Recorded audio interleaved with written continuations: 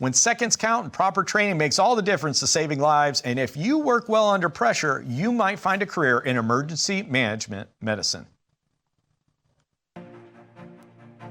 Ozarks Healthcare is a not-for-profit health system that serves more than 160,000 residents across South Central Missouri and Northern Arkansas. With its main campus residing in West Plains, Missouri, the health system offers a full spectrum of healthcare for all ages through its 114-bed hospital. Ozarks Healthcare has rural locations across an 8-county service region. So the emergency department at Ozarks Healthcare is a 16-bed ER with 4 vertical flow or fast track rooms. So we treat every patient that comes in the room, whether it's a critical patient we call level 1, or they're a level 5 patient with, they need stitches removed. So we're like a jack of all trades here in the ER.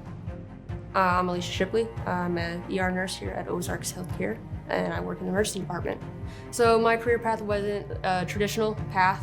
I decided to first start with phlebotomy, worked that for 3 to 4 years. Then with sterile processing, worked in surgery behind the scenes, worked with all the tools that a doctor uses in surgery. After that, decided to become a medical assistant for orthopedic. Did that for about 1.5 to 2 years. Realized couldn't be any more hands-on than I could and decided to be a nurse. Went to RN school and finished that in 2 years, and now I work in the emergency department here. I chose a job in the emergency department. I love chaos. I like high stress. I thrive on it. I don't want something boring, and here in the ER, you never know what you're gonna get from a day-to-day basis. If I could tell my high school self something right now is you are going to fail. Almost every career I've done, I've failed in some way, somehow. What matters is your character on how you are going to react from that failure. If you're going to stay down or if you're going to succeed in the next thing you do. And that's where I'm at now. What makes a code successful is teamwork, communication. If you don't know what your team's doing, you are doing double time. If you don't know this person's doing medication and you go to run and get medication, you've had 2 nurses do 1 job. You need to have communication, a strong leader, and everyone defines who's doing what role. So some of the roles of an ER nurse, I do anything from simply being a therapist to people, listening, talking to them, to doing CPR on a patient that's dying, to holding a family member's hand and helping them through moments where they've just lost a loved one. Dr. Curtis Horseman. I work at the emergency room as a staff physician and medical director. It's probably one of the few places in medicine where you get to kind of get, as a provider, a caregiver, you get an immediate feedback result. So you get people who are very ill, and you get to perform procedures, provide care that has a more immediate result in a lot of other areas of medicine. That's one of the things I like about working here is it does vary quite a bit. I mean, it's hard. There's certain seasons you see particular patterns. Probably there's a bigger category. There's a lot of acute exacerbations of chronic medical problems. So people with heart disease who have an acute heart attack, people with COPD or asthma that have severe worsening of their breathing. We see that kind of stuff as a bigger category every day. Honestly, the unit coordinator and the charge nurse actually run the place for the most part. On a day-to-day basis, those two positions are probably the most key for how things actually get done. If you had a doc who's a little faster or a little slower, that can speed it up or slow it down, but a charge nurse and the unit coordinator are probably the 2 biggest spots in the ER. And then after that, all the other ancillary staff got it'll sound odd, people don't think this, but right down to just our EVS staff, because if they don't turn the rooms over quick, it gets a little bit slower, things like that. Just everyday little stuff makes a big difference. Find things to do that will give you a taste of what you're going to be doing in medicine before you actually commit to it. I was a paramedic before I went to medical school. There's a lot of nurses here now who are doing, some of them worked as unit coordinators for a while, some of them have worked as ER techs. They're kind of getting a taste of it before they actually commit to the amount of time it takes and dedication to go out of schooling. So really kind of know what you're signing up for, because it is especially in the emergency room, it's a different aspect of it. It's very demanding. It's very rewarding, but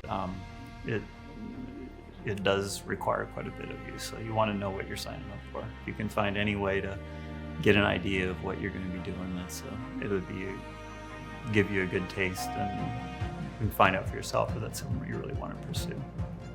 As the Career Pathways Coordinator at Ozarks Healthcare and a former teacher, I visit with a lot of students who don't know the options that are available to them, whether it be education or career.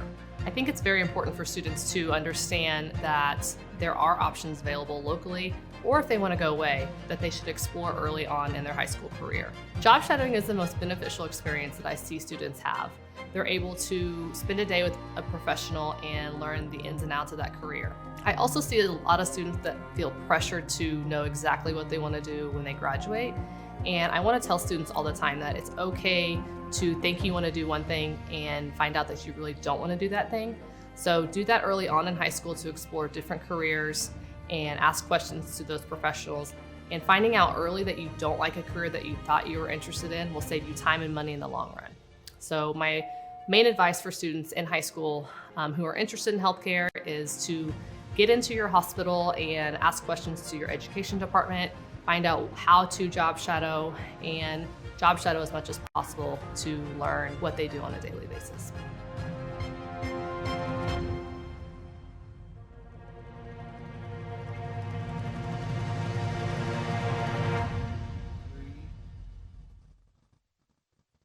Now let's go right over to Carly and Sammy over there at Ozarks. You have the emergency room. It's all yours, and welcome to Healthcare Career Day. Thank you. We're glad to be here. I'm Carly Marvin. I'm the ER manager at Ozarks Healthcare. Just a little bit of my personal story. I started about 18 years ago as a unit coordinator in another hospital, and I had no degree or certification for that. They trained me on site, and as soon as I started getting involved and seeing all that takes place in the ER, I started working as a critical care tech in the ER and did that throughout nursing school. Once I came out of RN school with my associate's degree, I jumped in and started as a charge nurse in the ER. And then over the years, moving back home and finding different pathways in nursing. That's one of the best parts of nursing, is that you can do so many different things with your degree.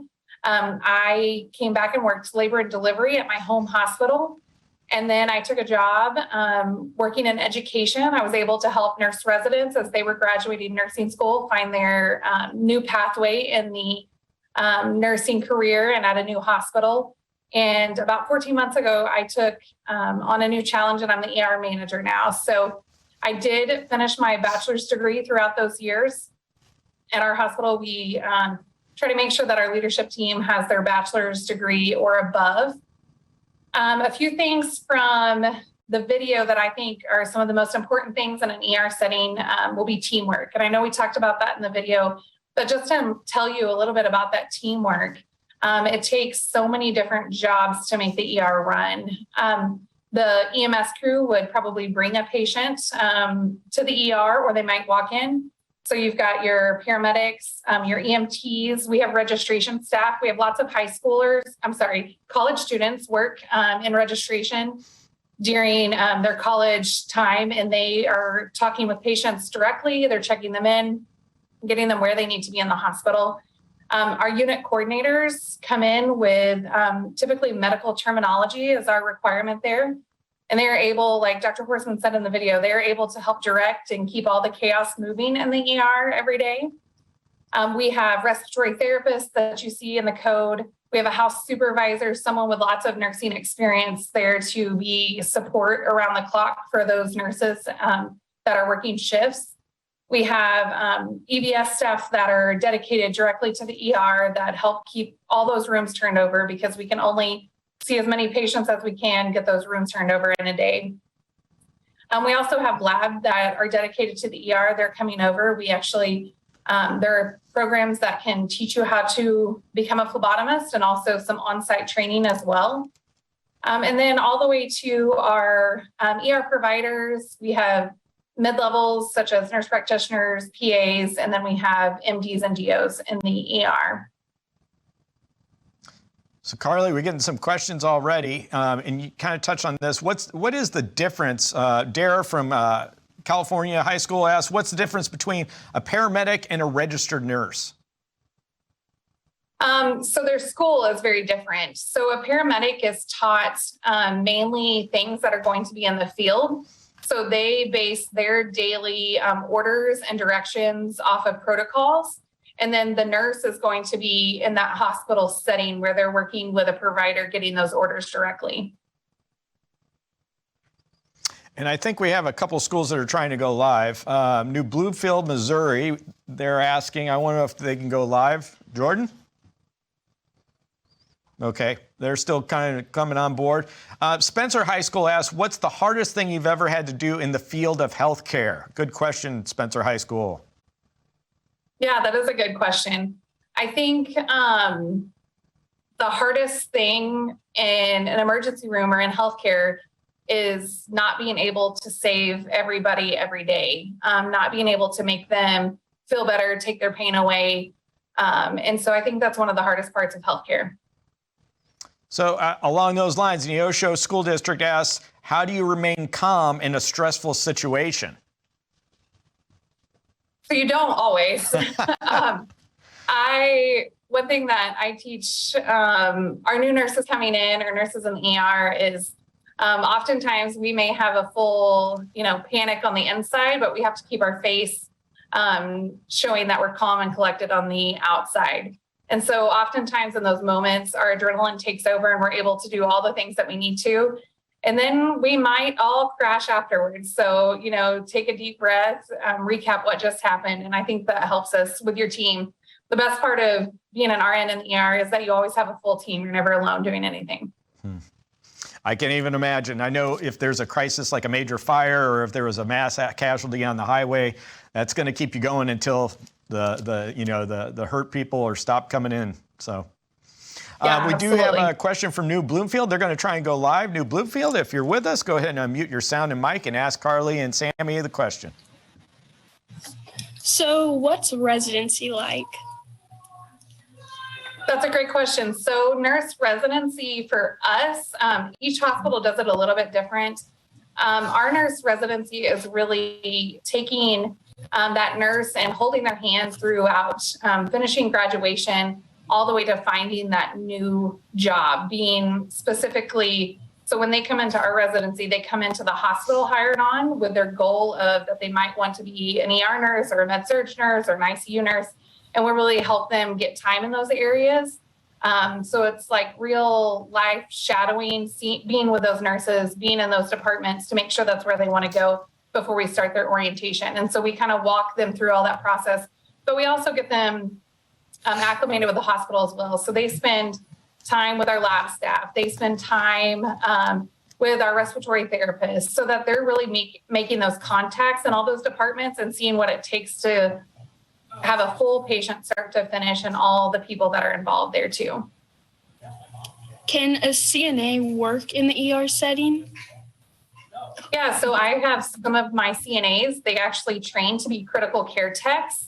And so a CNA licensure or certification prior to coming and getting the training on site to be that critical care tech is awesome. Great questions, New Bloomfield. We have time for one more question. So how do you find out more about job shadowing at Ozarks Healthcare? So to job shadow at Ozarks Healthcare, you can contact the education department or myself. I'm the Inside Track coordinator, so I help students in high school, college who are interested in healthcare. So they can fill out an application on our website at ozarkshealthcare.com under the careers tab. And then the application would come directly to myself or our education coordinator, and we would just schedule that with whatever department you would want to shadow. Great. That's glad to hear. And Sammy, thank you so much for pointing it out. Just for all our educators that are in the Zoom today, we'll share the contact list for each hospital that's been spotlighted, so you can reach out to them directly for these type of engagements, job shadowing, internships, and what have you. Well, Sammy and Carly, we got to zoom out to our next session. Thank you so much for joining us, and thank you. Parting shot for you, Carly, on what you hope that they'll do if they look into emergency medicine. Yeah, I hope anybody who thinks that might be something interesting that they jump in, sign up to job shadow somewhere, and see what works for them.